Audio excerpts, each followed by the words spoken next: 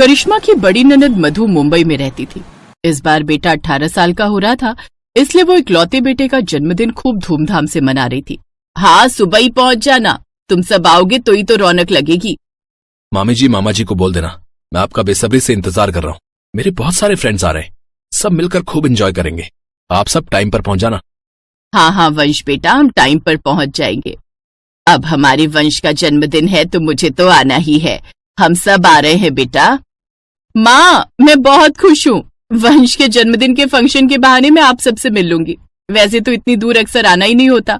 मैं अभी वंश के पापा को बताती हूँ, वो भी बहुत खुश होंगे। सब लोग खुशी खुशी वंश के जन्मदिन के फंक्शन के लिए मुंबई पहुंचते हैं, पर सुबह से ही बहुत बारिश हो रही थी। आज तो सुबह से ही बारिश रुकने का नाम नहीं ले रही। कि मुंबई की बारिश ऐसी ही होती है, लगातार कई दिन तक होती रहती है तो रुकती ही नहीं है। आज वंश का जन्मदिन है, घर में सब मेहमान आने शुरू हो जाएंगे। हलवाई भी परेशान हो रहे हैं, बारिश रुके तो वो खाना बनाना शुरू करे। मधु, तंदूर का क्या करना है? बाहर बारिश रुक नहीं रही, तंदूर के नान कैसे बनेंगे? पापा, बहुत मन था आज अपने बर्थडे पर नान बनवाने का। कोशिश कीजिए ना, क्योंकि बाहर से बनवाएंगे तो घर आते आते ठंडे हो जाते हैं, फिर वो टेस्ट नहीं आता। हाँ, बस बारिश रुक जाए तो। हलवाई बोल रहे हैं कि वो तंदूर जला लेंगे। घर के अंदर तंदूर जलाना सही नहीं रहेगा, बाहर खुले में ही ठीक रहेगा। मधु, हम वंश के लिए जो उपहार लाए थे वो अभी रख लो, फिर शाम को मेहमान आ जाएंगे तो उनके बीच हम दे नहीं पाएंगे। वंश बेटा, आओ बैठो, तुम्हारे मामा मामी तुम्हारे लिए कुछ लाए हैं। मेरे लिए? वाह, थैंक यू मामा जी, थैंक यू मामी जी, थैंक यू नानी माँ। ये गोल्ड चेन बहुत सुंदर है, मेरा वैसे भी बहुत मन था गोल्ड की चेन लेने का। और नाना जी की चेन, ये तो मेरे लिए बहुत बिग सरप्राइज है, उनकी ब्लेसिंग्स हैं। तुम्हारे नाना जी होते तो तुम्हें अपने हाथों से और भी उपहार खरीद कर देते, पर उनके जाने के बाद मैंने उनकी सोने की अंगूठी अनुज को दे दी और चेन तुम्हारे लिए रख ली। तुम्हें पसंद आई ना बेटा? जी नानी माँ, मुझे नाना जी की ये चेन बहुत पसंद आई, ये मेरे लिए सबसे स्पेशल गिफ्ट है। माँ जी, हम बहुत खुश हैं, आप वंश के लिए बहुत प्यारा तोहफा लेके आए हो। माँ, पापा की चेन आज मेरे बेटे के गले में है। मुझे लग रहा है जैसे आज वंश को उसके जन्मदिन पर उसके नाना जी अपना आशीर्वाद दे रहे हैं। वंश और उसके मम्मी पापा बहुत खुश थे, सब कुछ अच्छे से हो रहा था। बारिश पूरी तरह से रुक गई थी। हलवाइयों ने तंदूर जलाया और नान बनाने शुरू किए। घर के पिछले हिस्से में हलवाइयों के खाना बनाने का इंतजाम किया गया था। अभी एक बार के नान निकले थे कि तभी तेज भयंकर बारिश शुरू हो गई। साहब, नान बनाना बहुत मुश्किल है, हमारे दोनों तंदूर जो है बारिश के पानी से भर गए हैं और इस बारिश में इतनी जल्दी इंतजाम करना बहुत मुश्किल है। हम आपको तवे की रोटी बना कर दे सकते हैं। अरे भैया, जब बात नान बनाने की हुई थी तो तवे की रोटी कैसे बनवा सकते हैं? हमारे बेटे का जन्मदिन है, आज उसने अपनी यही फरमाइश की चीज बनवाई थी। मखनी दाल और नान उसके फेवरेट हैं, पर अब वो नहीं बनेंगे तो फिर क्या ही फायदा। बारिश तो रुकने का नाम ही नहीं ले रही है। क्या हुआ नवीन, हलवाई क्या बोल रहे हैं? यही कि तंदूर में पानी भर गया है, इसलिए नान नहीं बना पाएंगे। बोल रहे हैं तवे की रोटी बना देंगे। पापा, मैंने अपने सारे दोस्तों को बोल दिया था कि आज मखनी दाल और कढ़ाई पनीर के साथ मैं अपने फेवरेट नान बनवा रहा हूँ। बहुत मन था। क्या कर सकते हैं बेटा, मेहमानों को खाना तो खिलाना ही है। अब तवे की रोटी बनवा लेते हैं। कोई बात नहीं भैया, आप तवे की रोटी शुरू कर दो। ठीक है, फिर हम आंगन के अंदर इंतजाम कर लेते हैं। जब सारी बात करिश्मा को पता चलती है तो वो फौरन बाहर आती है। क्या हुआ दीदी, यहाँ आंगन में रोटी का इंतजाम क्यों हो रहा है? तंदूर पानी से भर गए हैं, बारिश की वजह से सारा प्लान चेंज हो गया है। अब तंदूर में नान की जगह तवा रोटी बनेगी। पता है वंश का बहुत मन था नान बनवाने का, स्पेशली उसी के लिए हमने बनवाए थे। बेचारे का मूड ही खराब हो गया। मधु दीदी, आपके पास कितने कुकर हैं? क्यों, क्या हुआ? 4 हैं। तो बस हो गया काम। आज वंश के बर्थडे पर उसके फेवरेट नान ही बनेंगे, कुकर वाले नान। कुकर वाले नान वो कैसे बनाओगी? अरे दीदी, करिश्मा घर में भी कई बार कुकर वाले नान बनाती है, बहुत टेस्टी। आइडिया अच्छा है करिश्मा, तुम ट्राई कर सकती हो। हाँ मधु, करिश्मा कुकर में नान बहुत अच्छे बनाती है। बस मुझे आधे घंटे का समय चाहिए, मैं बढ़िया नान तैयार कर दूंगी। दीदी, मुझे आप रसोई में चारों कुकर दे दो, ये बढ़िया रहेगा। मैं गैस पर गरम गरम नान बना देती हूँ। मधु ने करिश्मा को कुकर दिया और करिश्मा ने फटाफट गैस पर बढ़िया गरम गरम कुकर वाले नान बनाने शुरू कर दिए। अब जब वंश और उसके दोस्तों ने नान खाए तो सब करिश्मा की तारीफ करने लगे। मामी जी, थैंक यू, ये इतने टेस्टी कुकर वाले नान बनाकर खिलाने के लिए। वाह। चलो, मेरे हाथों के बने नान तुम्हें पसंद आए, मुझे बहुत खुशी है। आज तुम्हें अपने जन्मदिन पर तुम्हारी फेवरेट चीज खाने को मिल गई। Thank you Karishma, thank you so much. सभी हलवाई भी करिश्मा के कुकर वाले नान बनाने की तरकीब को देखकर वो भी हैरान थे कि करिश्मा ने गैस पर इतने बढ़िया नान तैयार कर दिए, मानो तंदूर के बने हुए नान।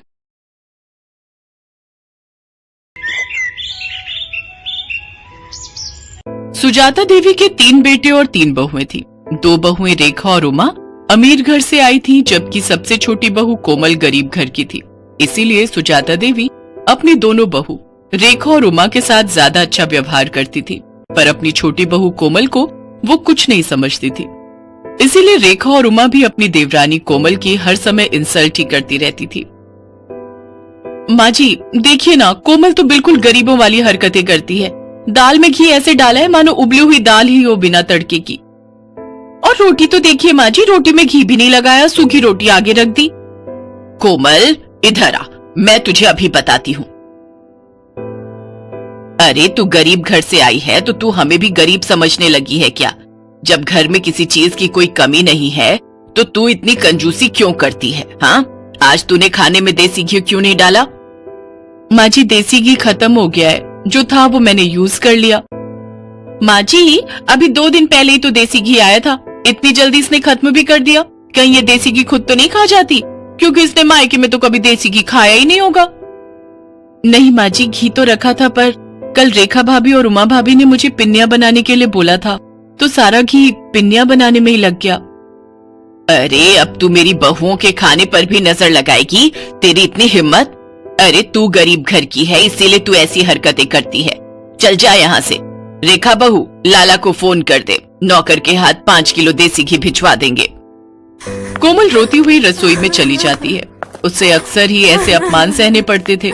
नया साल आने वाला था। घर में नए साल की पार्टी की तैयारी चल रही थी।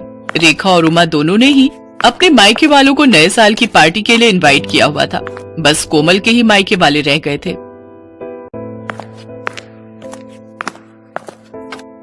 माँ जी हमने अपने अपने घर में तो सबको बोल दिया है नए साल पर आने के लिए, पर कोमल के घर वालों को बोलना भी रह गया है। कैसे करना है फिर? अरे छोड़ो ना, उन भिखारियों को बुलाने की क्या जरूरत है? पार्टी में तुम दोनों के घर से सब लोग आ जाएंगे। अब तुम्हारे मायके वालों में और कोमल के मायके वालों में बहुत फर्क है। नहीं माँ जी ऐसा मत कीजिए, मैं तो कहती हूँ इसके मायके वालों को बुला ही लेते हैं। सबके सामने उनका ऐसा अपमान करेंगे कि ये हमेशा याद रखेंगी। कान इधर लाइए, मैं आप सबको समझाती हूँ। रेखा और उमा अपनी सास के साथ मिलकर कोमल के मायके वालों को अपमानित करने की योजना बनाती हैं।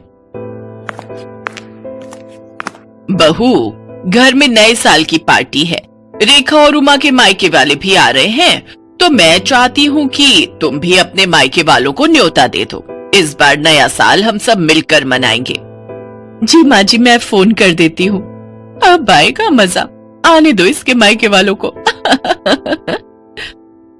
कोमल को जरा सी भी भनक नहीं थी कि उसकी पीठ पीछे उसकी सास और जेठानियां उसके खिलाफ क्या षड्यंत्र रच रही है। 31 दिसंबर का दिन आ जाता है। कोमल के ससुराल में पार्टी की तैयारी चल रही थी। रेखा और उमा के मायके वाले आने शुरू हो गए थे। रेखा और उमा ने रसोई में घुसकर तक नहीं देखा, वो तो अपने मायके वालों के साथ ही बातों में लगी हुई थी। कोमल बहू, मेहमानों को पकवान परोस दिए ना? अच्छे से घी मिर्च मसाले बढ़िया डाले हैं ना? कोई कंजूसी मत करना। मेहमान खुश होकर जाने चाहिए। और तुम्हारे माता पिता भाई बहन सब कहाँ रह गए? बड़ी देर कर दी उन्होंने आने में। वो लोग भी समय पर आ जाते तो पार्टी का मजा ले लेते।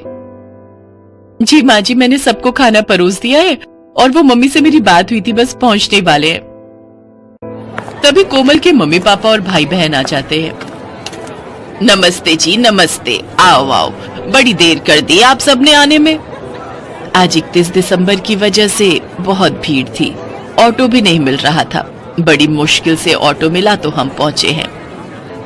हाँ हाँ, मैं तो भूल ही गई थी। वो रेखा बहू और उमा बहू के घर वाले गाड़ी से आए हैं ना, तो मुझे आप लोगों का ध्यान ही नहीं रहा कि आप लोगों के पास तो गाड़ी ही नहीं है, और आप लोगों की तो इतनी हैसियत भी नहीं है कि गाड़ी खरीद सको। खैर छोड़ो, आओ आप सबको रेखा बहू और उमा बहू के घर वालों से मिलवाती हूँ। अब समधन जी, ये कुछ मिठाई लाए थे नए साल के आने की खुशी में। रख दीजिए। वैसे हमारे घर तो वो बड़ी दुकान है ना जो बाजार में है, वहीं से शुद्ध घी की मिठाई आती है। देखते हैं, अगर हमने नहीं खाई तो घर के नौकरों को दे देंगे, उनका भी तो नया साल है। कोमल सब सुन और समझ रही थी। वो अब तक ये जान चुकी थी कि उसके मायके वालों का बहुत अपमान हो रहा है, पर वो उस समय चुप रही। कोमल के जेठ जेठानी अपने अपने घर वालों की आवभगत में व्यस्त हो गए। सूरज ये सब देख रहा था। कोमल, अपने मम्मी पापा के लिए भी प्लेट लगा दो, सब लोग खाना खा रहे हैं। तुषार, ज्योति, चलो तुम लोग भी खाना खा लो, चलो।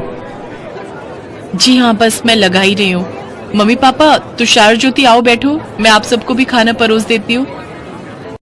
कोमल जैसे ही खाना लेने रसोई में जाती है, वो देखती है सारे बर्तन खाली थे, उसमें खाना था ही नहीं। कोमल घबरा जाती है। अरे, बर्तनों में तो खाना ही नहीं है, मैंने तो बहुत सारा खाना बनाया था। क्या हुआ कोमल, तुम परेशान क्यों? अपने घर वालों के लिए खाना लगाओ, अच्छा नहीं लगता वो सब ऐसे ही बैठे हुए हैं। क्या खाना लगाऊं? खाना तो बचा ही नहीं है। मैंने इतने सारे पकवान बनाए थे, बल्कि ज्यादा ही बनाए थे। रसोई में तो कुछ भी नहीं है। अच्छा नहीं लगता सबसे इस बारे में पूछना। रुको, मैं कुछ करती हूँ। पर ऐसा कैसे हो सकता है? अगर तुमने ज्यादा खाना बनाया था तो आखिर खाना खत्म कैसे हो गया? मैं अभी माँ और भाभीियों से ये बात पूछता हूँ। नहीं नहीं, अच्छा नहीं लगता, सब मेहमानों के बीच में बैठे हैं। कोई नहीं, मैं सबके लिए कुछ और बना देती हूँ, थोड़ी देर लगेगी। रुको, मैं बाजार से कुछ ऑर्डर करता हूँ। तुम कहाँ इतनी जल्दी जल्दी सब कुछ बना पाओगी? नहीं नहीं, बाजार का मंगवाओगे तो सबको पता चल जाएगा। आप टेंशन मत लो, मैं कुछ बना लेती हूँ। कोमल के मायके वाले बहुत देर तक बैठे रहे। कोमल सूरज को कुछ मंगवाने के लिए भी मना कर रही थी, क्योंकि उसके मम्मी पापा वगैरह को तो ये बात पता थी कि कोमल ने सारा खाना घर पर ही बनाया है। कोमल अपने मम्मी पापा का सम्मान रखने के लिए जल्दी जल्दी पूड़ियां और साथ में आलू की सब्जी बनाने लगी। तभी उसकी सास और दोनों जेठानी रसोई में आ गई। अरे कोमल, तुम ये पूड़ियां क्यों तल रही हो? इतना सारा खाना तो बचा हुआ है। अरे भाभी, आप समझते क्यों नहीं हो? कोमल अपने मम्मी पापा, अपने भाई बहनों को गरम गरम खाना खिलाना चाहती है। इसने हमारे घर वालों को तो ठंडा खाना खिला दिया, अब अपने घर वालों को बढ़िया पकवान खिलाना चाहती है। इसके घर वालों ने कभी ऐसा बढ़िया खाना खाया नहीं होगा ना, तभी ये ऐसा कर रही है। जब इतना खाना पड़ा था तो ये सब बनाने की क्या जरूरत थी बहू? ये देखो कितना सारा खाना बचा हुआ है। ये थोड़ी है कि हम अच्छे खासे पैसे वाले हैं तो खाने की बर्बादी करें। माँ जी, थोड़ी देर पहले तक ये खाना नहीं था। रसोई में सारे बर्तन खाली थे। मुझे नहीं पता था कि भाभीियों ने सारा खाना कमरे में रखा हुआ है। मुझे सब समझ आ गया है माँ जी। मैं चाहे जितना मर्जी आप लोगों के लिए कर लूं, पर आप लोग जानबूझकर मुझे अपमानित करना हमेशा से ही चाहते हो। कमरे में मेरे मम्मी पापा और मेरे भाई बहन बैठे हुए हैं। अब मेरा मन नहीं है कि मैं इस घर में रुकूं। मैं उन लोगों के साथ अपने घर जा रही हूँ, अपनी माँ के घर। मुझे तो ऐसा लगता है कि यहाँ पर कोई मेरा अपना है ही नहीं। सूरज जी, मैं यहाँ नहीं रुक सकती। जहाँ इज्जत नहीं हो वहां से चले जाना ही अच्छा है। रुको कोमल, तुम अकेली नहीं जाओगी, मैं भी तुम्हारे साथ चलूंगा। अब हम यहाँ रहेंगे ही नहीं। जहाँ मेरी पत्नी की इज्जत नहीं, वहां मैं भी नहीं रह सकता। मैं भी कब से अपने आप को रोक कर बैठा था। अरे सूरज, ऐसा नहीं कहते। कोई बात नहीं, छोटी छोटी बातें होती रहती हैं। कोमल, गुस्सा थूक दो। और माँ, आप सब भी नए साल के दिन इस तरह की हरकतें करके घर में क्यों सबका मूड खराब कर रहे हो? कोमल, शांत हो जाओ, अभी मेहमान चले जाएंगे, उसके बाद हम कल बात करेंगे। कोमल की सास और जेठानियां यही सोच रही थी कि शायद उन्होंने कुछ ज्यादा ही गलत कर दिया, पर अब बहुत देर हो चुकी थी। सूरज और कोमल ने अलग रहने का फैसला कर लिया और कुछ ही दिनों बाद वे दोनों अलग रहने चले गए। कोमल की सास और जेठानियों को बाद में खुद पर पछतावा होने लगा, क्योंकि कोमल के रहते उन्हें कोई काम ही नहीं करना पड़ता था। पर कोमल के जाने के बाद उनके सिर पर घर की सारी जिम्मेदारी आ गई और उन्होंने कोमल जैसी अच्छे स्वभाव वाली बहू का साथ खो दिया।